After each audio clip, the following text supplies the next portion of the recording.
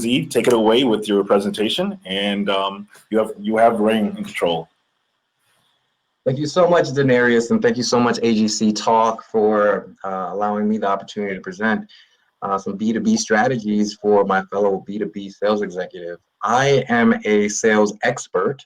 I've been doing what I've been doing for the last 10 years of my life, working strictly in the telecommunication field, but working with folks from small to medium to enterprise level businesses, as well as municipalities and first responders. So I have a breadth of experience in the B2B landscape.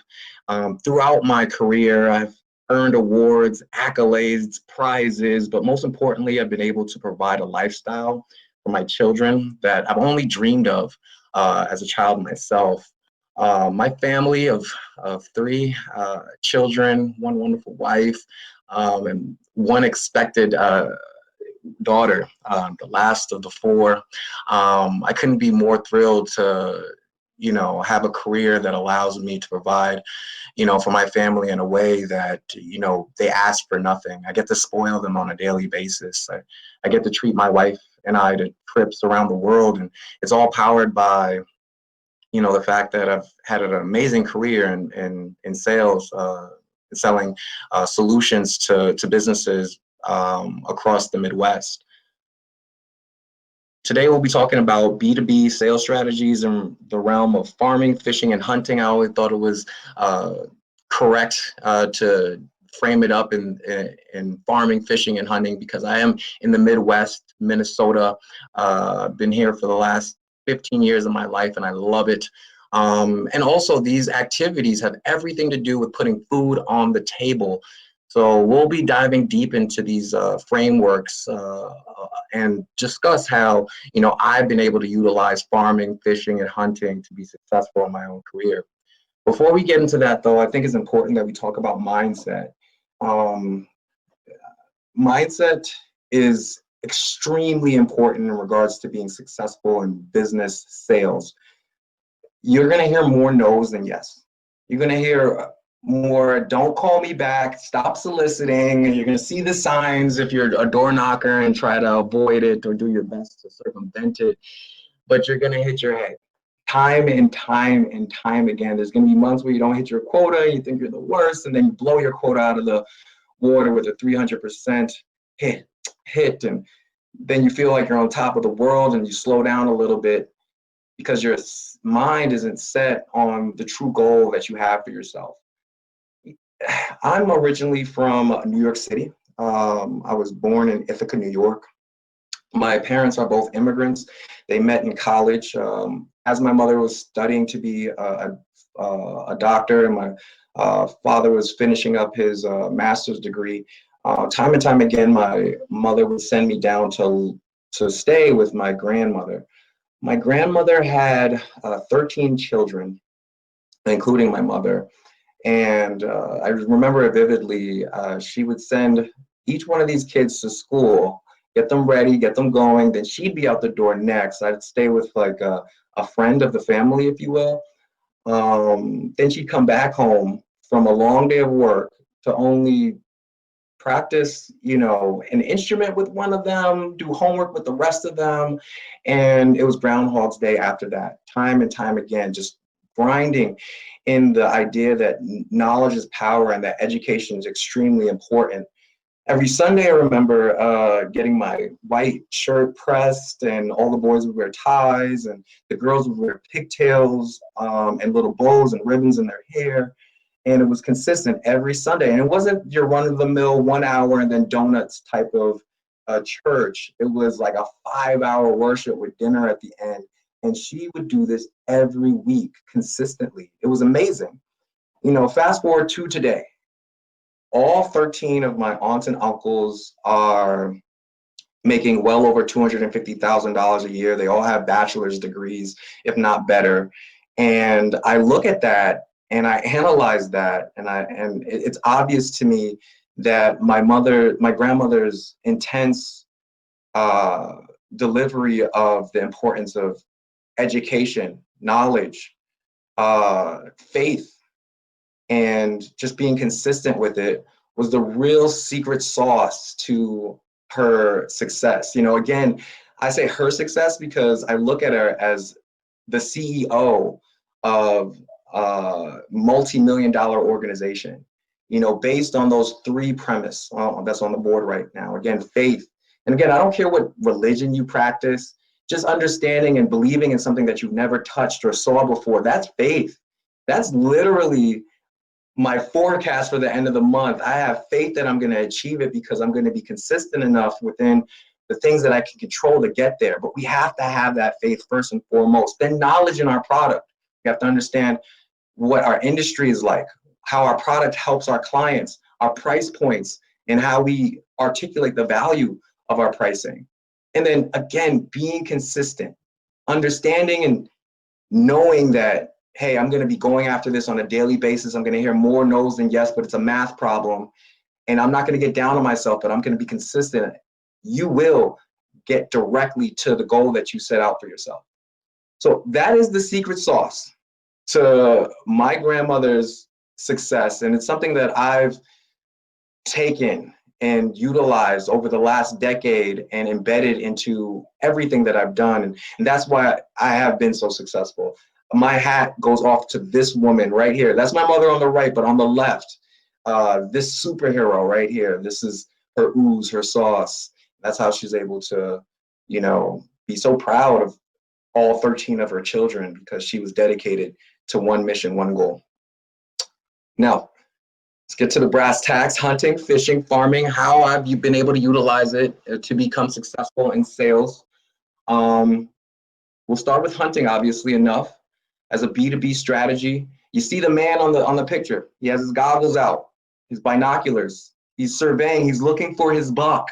He has his tool, his weapon. It's the right one. It's a rifle, right? Not a handgun. Why would you bring a handgun to hunt? It doesn't make any sense. He's bringing the right tools. He's probably been tracking. He's probably had cameras out there, essentially waiting for the buck that he's been looking for years. Hunting is a B2B strategy when you're going after a specific group of clients, or if not, a specific set of clients. Now, let me expand on that. Target. I create personally a top 10 list. My product that I offer is more of a commodity, so I can do this.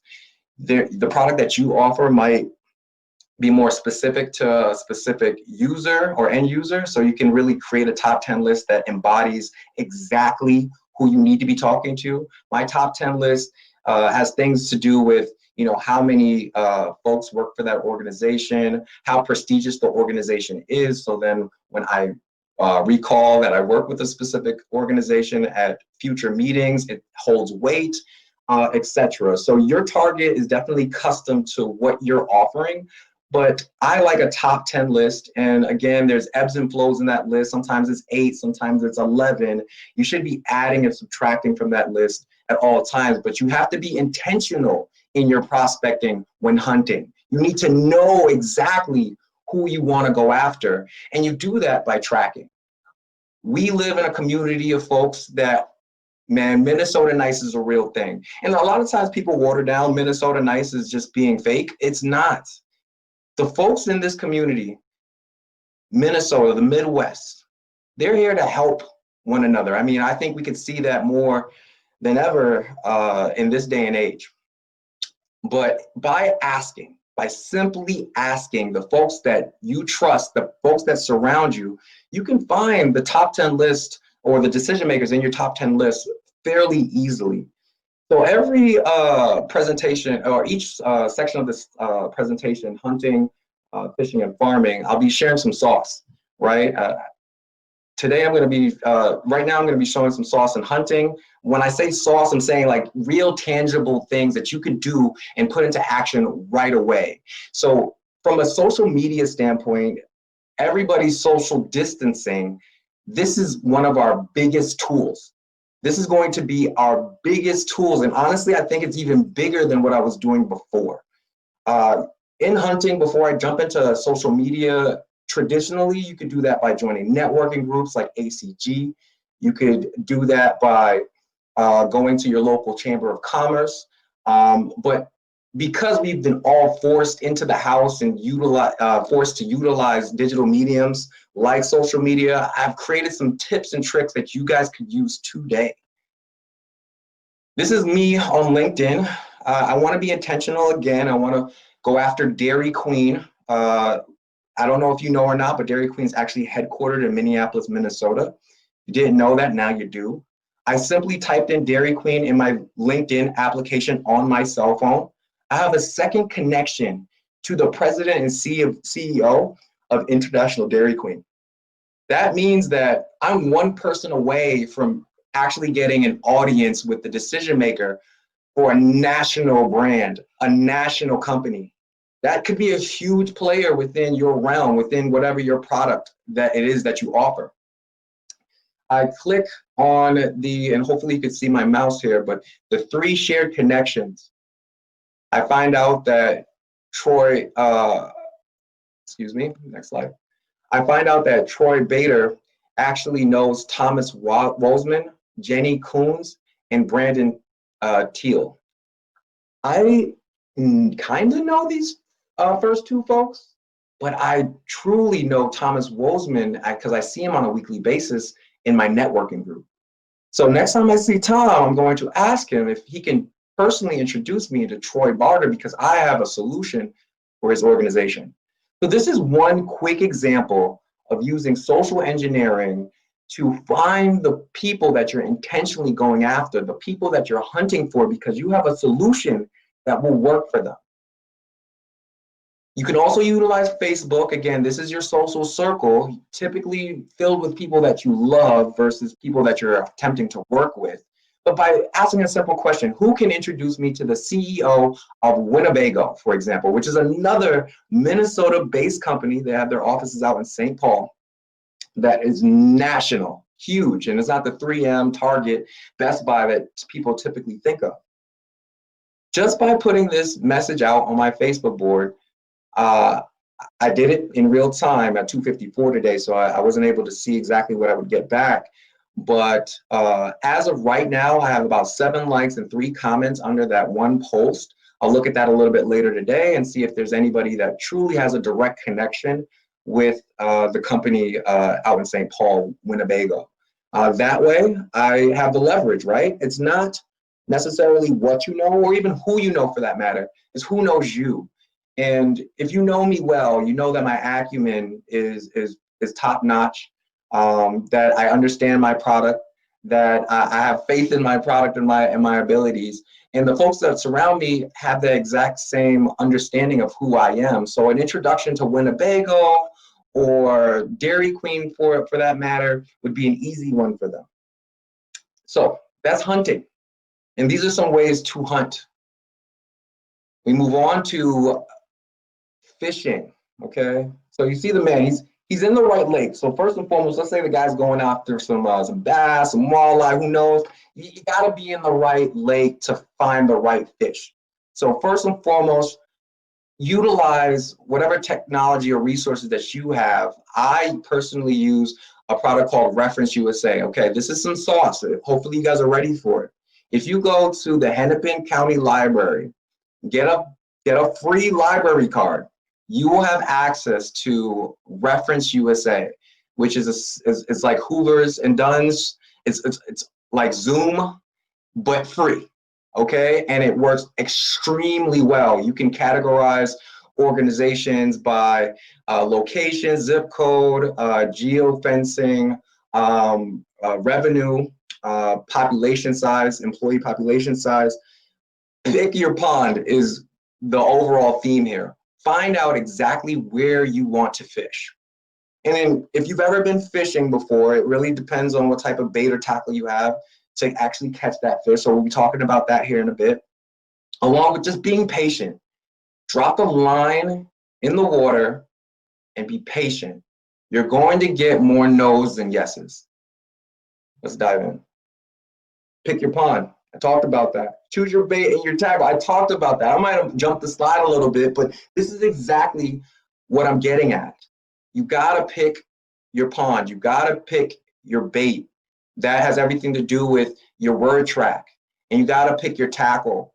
you got to pick your bait, which has everything to do with, I'll dive into that here in a second, but it has everything to do with what's going to catch the interest of the individual that you're talking to, because fishing is a quicker game than hunting. So you only have maybe 10 to 20 seconds on the phone to really attract that individual and then bring them all the way and reel them in. Now, I'm going to get into my tackle box here, the sauce, and teach you some things that I've learned over time. First and foremost, let's talk about the bait. What's the client going to bite on? I call it PSI, business pressures, price, service, initiatives, and it's in that order. A business is basically revenue versus expenses. They're either trying to make more money or they're trying to save more money to be more profitable. Okay, that's business 101. So price is always going to be something that's decent to mention if you have something compelling enough to talk about. Price usually falls in the realm of products that are more of a commodity. You can find it anywhere, but you have an awesome price. That will get somebody's attention right away because it's something that they're utilizing most likely, something that they utilize often most likely. And if you can save them money or show them the value in the product and how it can make you money, that could be huge. Service and initiative are the last two. Service being customer service, right? How is the service that you're currently receiving from your current vendor? If it's poor, that's an opportunity for you. It could also be service from a network standpoint. If you're talking about telecommunications, how is the service with that organization working for you? Initiative. That's probably my favorite when it comes, but it's sometimes the most rare to get into. Initiative is, you know what, we're deploying a new sales strategy that utilizes tablets. That's an initiative. They've never utilized it before. They're utilizing you as a knowledge base so they can make an educated decision within their organization. And because you get the opportunity to earn their trust, provide them with a solution for their initiative, the likelihood of you getting them interested in having a follow-up conversation with you is huge. And now your tackle. That's the voicemail, that's the word track, that's the 15 to 20 seconds that you have to really create that interest and keep the conversation going all the way to a sale. Let's jump into it. So I try to keep things as easy as possible. In a voicemail, which you're going to be leaving more than anything else, and if you know anything about voicemails, they tend to be a little bit longer than you planned on leaving it. And if you don't hit the #7 fast enough, then you're kind of stuck with it, or 3 on the right cell phones. So I try to keep it short and sweet, move on to the next call because this is a numbers game. I give my salutation, good morning, good evening, whatever have you, good afternoon. My introduction, I always include local. Hi, my name is KZ, I'm with AT&T, I'm a local account executive. And then I keep it short and sweet, but I always use the word need. I need you to give me a call back. My number is 612-212-1439. Again, that's 612-212-1439. Curiosity. I'm not going to say it kills the cat, but I will say that it has people calling you back. So that's how I leave my voicemail. That's some sauce for you. Let me help you with my cold call. If I actually get to the decision maker, first and foremost, to get around the decision maker, we ask, who handles the bill? Hi, my name is KZ. I'm with AT&T. Who handles the bill? May I please be transferred to the person who handles the bill? Whatever you ask in regards to the bill, you almost sound like this to the gatekeeper. This sounds like an important call that has everything to do with money. I need to transfer this over to the person in charge right away. Once I get in front of the person in charge, I focus on PSI. Hi, we have a compelling offer. We've been able to save money for XYZ clients by doing XYZ. Price doesn't work. Well, how is your services? Services are awesome. Are you guys, then I lean into initiative. Are you guys planning on deploying, etc.? I set my virtual appointment. If I actually reel them in, if I caught them, now I start reeling them in, set a virtual appointment. And this is, again, is a blessing from this whole new idea of selling remotely and being social distance. I've actually eliminated 100% of my windshield time, and I'm able to do more meetings in a day utilizing WebEx and Zoom. So I set virtual meetings, and I want to be cognizant that from that call, I'm only setting it 12 hours beyond. Now, if I have a solutions expert that I have to coordinate with, maybe it's a little bit further, but I'm trying to make that timeline as tight as possible, understanding that I am interrupting them from doing whatever they were doing before I called them, but I don't want to give them so much time that they forget about me in my compelling statement. So I set a virtual meeting, 12 hours from the situation. Then I request the email and best contact number for that individual. A lot of times I already have the email address. I want to confirm this. I want to get the best contact number, because sometimes it's not going to be the office number. It's going to be his or hers direct number. I'm also going to invite a guest to the virtual meeting. That way that individual isn't burdened with the task of disseminating the information that I've just shared with him or her. And then I promise an email with my contact information so that individual can get a hold of me if anything were to change within the 12-hour period. It also gives me an opportunity to request a bill. So I'm going to email you a calendar invite. Be sure to accept that. I'll also be emailing it to Jen and Mary, since they want to be on that call as well. I'll also be sending out an email with my contact information. So if anything changes between now and then, you can reach back out to me. And if you wouldn't mind, and this is the icing on the cake, sending me back a bill copy so I could be, or count, depending on what type of product that you are offering, or some type of synopsis on what they need before a meeting, so I could tailor make your proposal to your needs. That would be huge. This is how I do my cold calling. When I get a decision maker on the line, this is what I use. This is my sauce. And this made me extremely successful. Now let's get into farming. This allows me to relax in a combine. A lot of these combines are now GPS driven, and I'm sure in short order, they're actually going to be driven with artificial intelligence. And that's exactly what I'm suggesting comes to the table. You know, after 2 to 3 years of grinding, working with clients, showing that you're an amazing executive,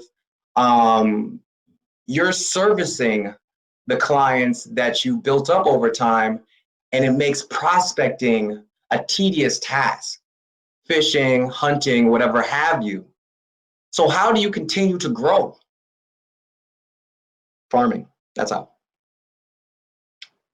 Referral partners is where it starts, and then developing advocates is where it ends. And then I'll show you the cadence that I put my clients and referral partners on here in a second. But again, referral partners, where do you even get referral partners from? Well, you get it by joining AGC, right? Over 500 people across the United States, if not the world by now, that all are looking out for one another, trying to bridge the gap between who they know and, bridge the gap between need and the resource, the things that we offer as sales executives and business owners. Network with your network. There's also other opportunities to network. You can go to Hangout, you can simply Google networking opportunities in my community, replace my community with the city that you live in, and you'll find several different opportunities. AGC just being one of the best. Clients are folks that you've earned trust with over time by utilizing your fishing and your hunting techniques. And now you've shown that you are actually amazing at what you do. So instead of them just only being clients and people that you're selling to, they actually become your advocates.